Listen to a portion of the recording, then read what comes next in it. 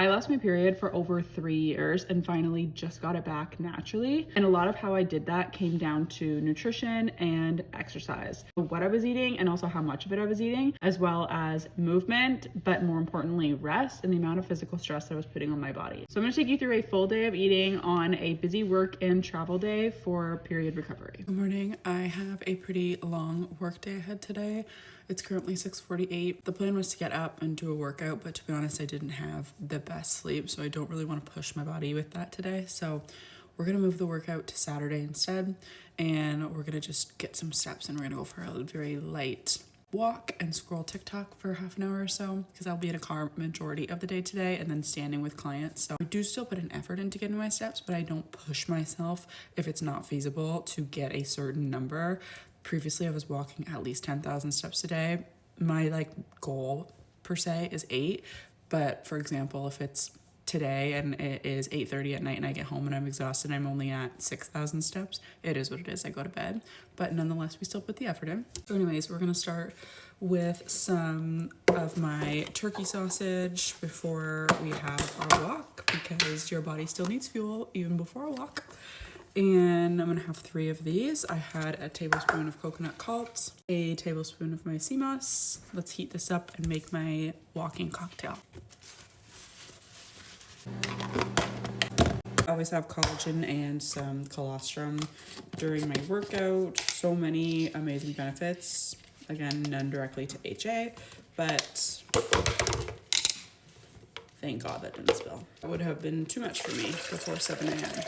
Told you guys before, I'm telling you again, eating before my workouts was the last thing that I did that really made the difference from me just getting symptoms to then getting an actual cycle. If you are a person where you struggle to eat in the morning, or maybe you just don't have anything that sounds appetizing to you in the morning, whatever it is, for me, this really seems to work. I'll stomach a piece of bacon or a piece of sausage in the morning, just the saltiness I can do. So I will make a big batch of these at the beginning of the week, whether it be turkey bacon or turkey sausages, and I will make enough for every day so that every day I wake up, I don't even have to think about it. I just have to heat these up, and I've already got my pre-workout snack. Another super easy, but would be great pre-workout snack, banana.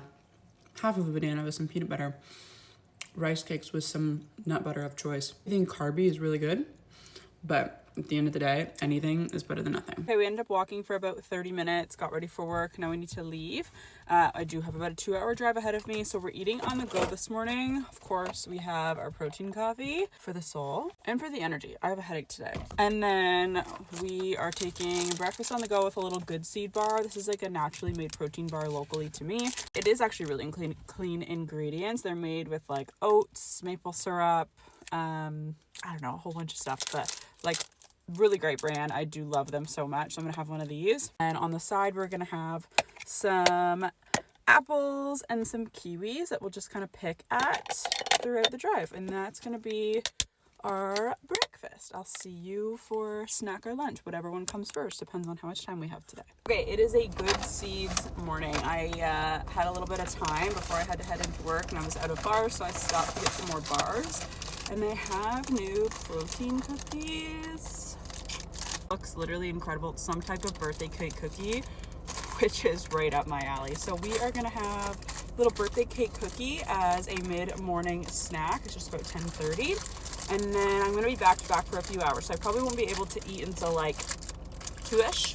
So this should hopefully tide me over for a few hours, and then we'll have some lunch. Okay, I just stepped out of work for a little midday appointment. So honestly, I was do I eat before? Do I eat after? But I honestly am not hungry, so I'm just going to honor the hunger cues. Is it stretching my normal time period of how long I go between eating? Yes, a little bit, but I also just think that your body is going to tell you what it needs, and right now I don't feel like I need food, so we're not going to push that. Hopefully eat after when I get out. I am gambling on this a little bit, but worst case scenario, I'll eat something. Okay, made it back to work. I don't have much time, but I'm gonna try and down this lunch. I have one chicken sausage that I cut up with one of the Art pre-made salads. This one is dill pickle. For about 5 minutes, I can't chat, but this is lunch.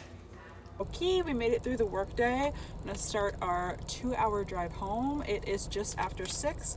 I'm gonna have one of these little mini mush bars. The sad reality of that rushed lunch that you saw is that I did not get to finish all that salad. I did eat my chicken sausage, but I ate like, I don't know, maybe half of the salad. So we're gonna have our little snack.